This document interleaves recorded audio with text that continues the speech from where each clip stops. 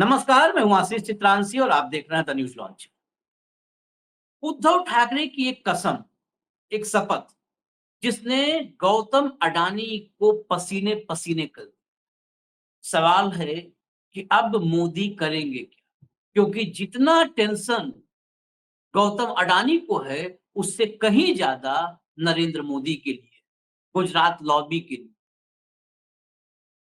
अब इस वीडियो में थोड़ा ये गंभीर वीडियो है, मसाला कम है, लेकिन महाराष्ट्र चुनाव को लेकर के एक आशंका है। उस आशंका पर आज हम चर्चा करें और उसको समझने के लिए जरा अमेरिका के चुनाव की चर्चा करें।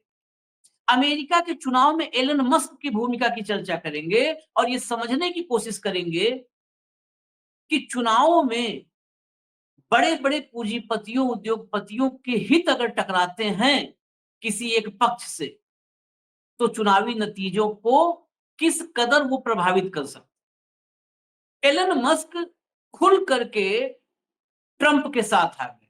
लोग तो ट्रंप का भाई बोलने लगे, मंच पर एक साथ आने लगे, जबकि ट्रंप की पार्टी के पारंपरिक रूप से समर्थक नहीं रहे एलन मस्क। लेकिन 2020 से संबंध बिगड़ने लगे और खासकर ट्विटर के के अधिग्रहण के बाद से ट्रंप और मस्क के संबंध बिगड़ने लगे। 2021 में जो गाड़ियों के निर्माता है, मोटर निर्माता है, उनकी एक मीटिंग बुलाई, उसमें टेस्ला को नहीं बुलाया। ये बड़ा बुरा लग गया मस्क को। उसके बाद और इस रिश्ते में खटास आती रही।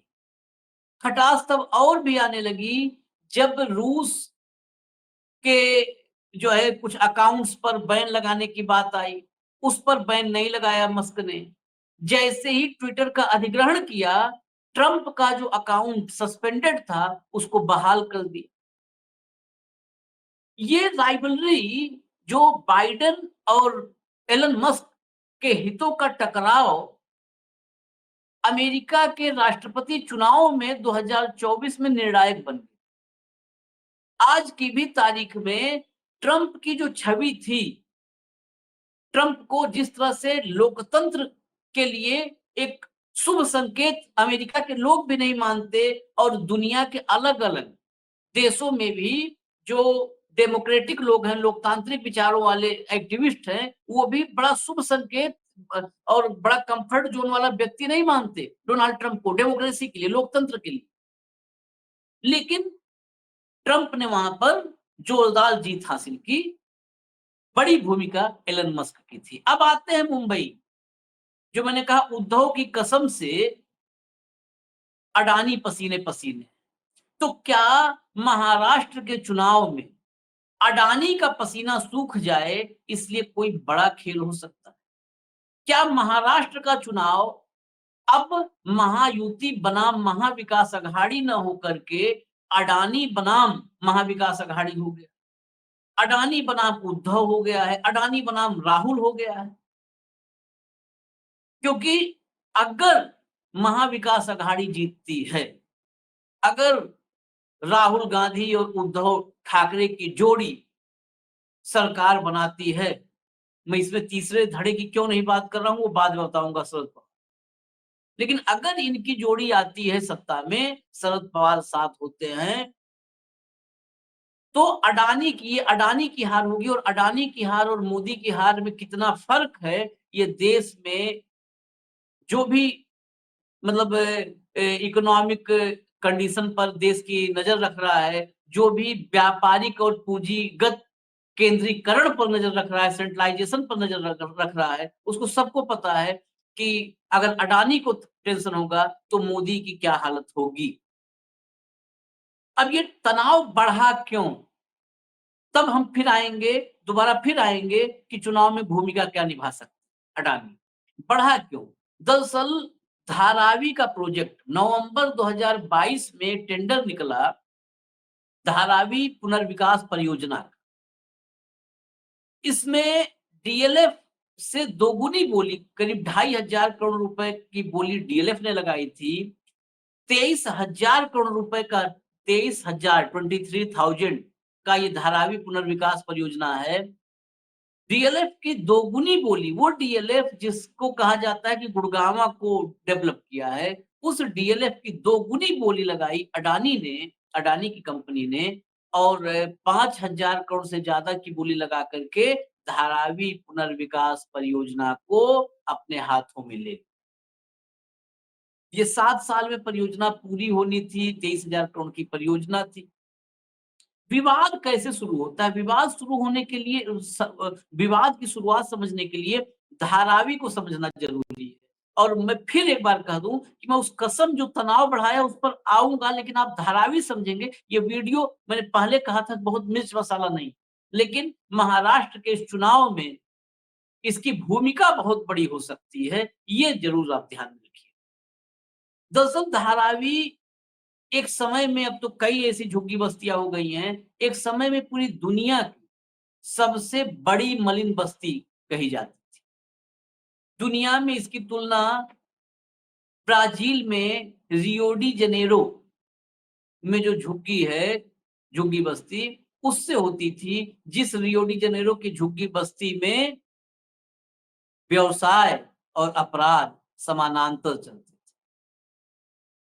थे। एक दुनिया के एक बड़े राइटर ने कुछ वक्त गुजारा वहां पर रियो डी जनेरो में।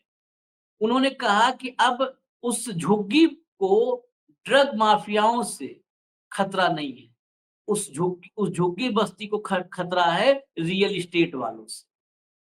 अब आ जाते हैं फिर रियो डी जनेरो से हम आ जाते हैं धारावी और रियल एस्टेट फिर जोड़िए। इस धारावी बस्ती में करीब ये 200-250 एकड़ के आसपास में ये बस्ती बसी हुई, लेकिन आबादी तो 250 एकड़ में आबादी है करीब 8 लाख से 10 लाख के बीच आबादी है। 8 साढ़े 7-8 लाख से 10 लाख के बीच आबादी है धारावी। यहां पर अगर आप समझें तो 5,000 व्यवसाय होते हैं। व्यवसायिक आप कह लें कि वो चल रहे हैं, योजनाएं, कार्यक्रम, फैक्ट्रियां, उद्यम, जो भी हो सकते हैं। 5,000, 15,000 यहाँ पर सिंगल रूम प्रोडक्शन के प्रोजेक्ट्स हैं, या फैक्ट्री कह ले, कंपनी कह ले, जो उसको 15,000 सिंगल रूम, मतलब एक ही कमरे में वहीं से प्रोडक्शन हो रहा है। और पूरे साल में अगर राजस्व की हम बात करें तो ये धारावी यहाँ पर $700 मिलियन से $1 बिलियन, $700 मिलियन से $1 बिलियन के बीच का व्यापार होता है राजस्व। ये है धारावी का महत्व। इस धारावी पर, और ये धारावी मुंबई की बिल्कुल मुंबई के दिल में बसा है, बीच में। धारावी की लैंड की कीमत कल्पना से परे। ये प्रोजेक्ट अडानी के हाथ, पर प्रोजेक्ट के मुताबिक यहाँ पर घर बनाएंगे अडानी साहब, और सरकारी विभाग उनको आवंटित करेंगे, यहाँ रहने वाले लोगों को, करीब 6.5 लाख लोगों को आवंटित करेंगे, और सबका भला हो जाए। अब सवाल क्यों इस पर खड़ा हुआ, उसमें 2 बिंदु हैं।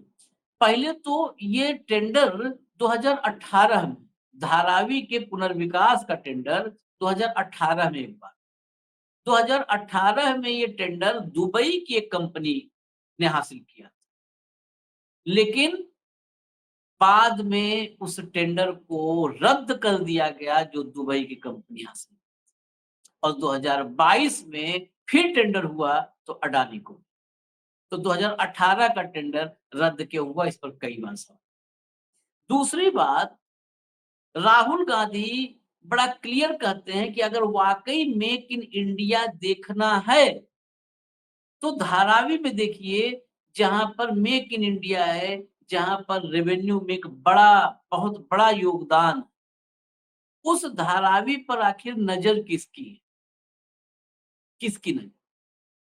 व्यापार का विरोध नहीं है, व्यापार के केंद्रीकरण का, यानी सेंट्रलाइजेशन का विरोध है कि एक ही हाथ में सब कुछ हो। धारावी पर किसकी नहीं? अब आते हैं जहां से मैंने शुरू किया था कि उद्धव की वो कसम जिसकी वजह से टेंशन। राहुल गांधी, अडानी और सरकार, इन दोनों के बीच गठजोड़ का आरोप लंबे वक्त से लगाते रहे। अडानी और मोदी के रिश्तों पर सवाल लंबे वक्त से खड़ा करते रहते हैं, उसका खामियाजा भी भुगतते रहे। महुआ मोइत्रा, राहुल गांधी, ये सब भुक्तभोगी। लेकिन इस चुनाव में जो महाराष्ट्र में है, महाराष्ट्र में मुंबई और मुंबई की धारावी इस चुनाव के केंद्र में आ गई, क्योंकि एक बड़ा मुद्दा हो गया कि मुंबई पर गुजराती कब्जा करना चाहते हैं। ये धारावी जान है 1884 में बसी थी, 1885 में कांग्रेस बनी थी, यानी कांग्रेस बनने से पहले धारावी बस चुकी थी। मछुआरों को बसाने के लिए ये धारावी बस्ती बसाई गई थी। बाद में प्रवासी मजदूरों का ठिकाना हो गया और फिर तो बताया कि 1 मिलियन के करीब आबादी वहाँ की अनुमान लगाया जाता है कि उस धारावी पर जब चुनाव केंद्रित हुआ, तो महाविकास अघाड़ी ने उस धारावी को लेकर के तमाम मतलब ये अलग-अलग हिस्सों में कहा कि इस परियोजना को रद्द करें। लेकिन उद्धव ठाकरे ने जब अपना वचन पत्र जारी किया, तो वचन पत्र जारी करने के साथ-साथ कसम खाई कि जैसे ही सरकार में आएँगे, बाकी ने तो मैनिफेस्टो जारी कर दिया, बयान जारी कर दिया। पहले नेता बने उद्धव ठाकरे जिसने अडानी की परियोजना को रद्द करने की कसम खा ली। अब कसम सार्वजनिक हो चुकी है, महाराष्ट्र जान चुका है और बाला साहब का उत्तराधिकारी अपने कसम से मुकर जाए, उलट जाए, तो राजनीति वहीं पर खत्म सी हो जाएगी। सबसे बड़ी चिंता का सबब यही है अडानी साहब के लिए और मोदी जी के लिए। क्योंकि अपने मुकरना उद्धव ठाकरे के लिए मुमकिन नहीं होगा। ऐसे में जब ये कसम खा ली उद्धव ठाकरे ने, तो फिर आती है वो भूमिका कि क्या अडानी में किसी भी तरीके से तमाम विपक्ष के आरोप रहते हैं कि अडानी साहब का बहुत सारा संसाधन का इस्तेमाल चुनाव में होता है। संसाधन के ज़रिए, मैन पावर के ज़रिए, फाइनेंशियल सपोर्ट के ज़रिए या किसी और तरीके से क्या महाराष्ट्र के चुनाव में अडानी किसी प्रभावी भूमिका में नज़र आ सकते हैं? यही सवाल छोड़ कर के मैं जा रहा हूँ। लेकिन ये विषय मैंने शुरू में भी कहा था, आखिर में कह रहा हूँ, विषय थोड़ा नीरस लग सकता है क्योंकि नॉर्मली यूट्यूब पर एक एक एक कई बार हम लोग भी बड़ा निराश होते हैं। एक है बीमारी, मसाला चाहिए, चटखारेदार, वो भले फेक न्यूज़ हो, फर्जी की खबर हो। गंभीर विषय, जिस विषय पर जहाँ पर तथ्यों के साथ एनालिसिस करना है, समझना है, उन विषयों पर थोड़ी रुचि कम होती है। खैर, देखिए, समझने की कोशिश कीजिए, हमें भी समझाने की कोशिश कीजिए, कुछ आपके पास इनपुट हो, कुछ आपकी राय हो, उसके ज़रिए कमेंट बॉक्स में भेज कर न्यूज़ लॉन्चर आप देखते रहिए। नमस्कार।